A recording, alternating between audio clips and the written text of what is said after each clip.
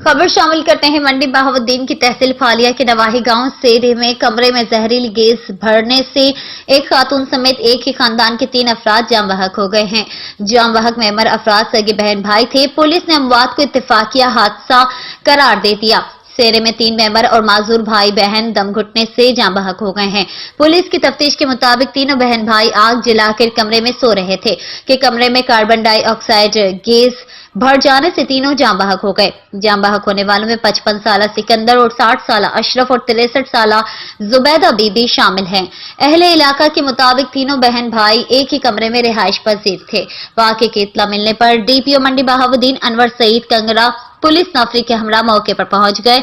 Police ने तफ्तीश के बाद हादसे को इत्तेफाकिया करार देकर मेतन विरसा के हवाले कर दिया। कैमरामैन टीम के साथ मजहर बेग, मखना वाली, डिस्ट्रिक्ट रिपोर्टर कैनन न्यूज मंडी बहाउद्दीन।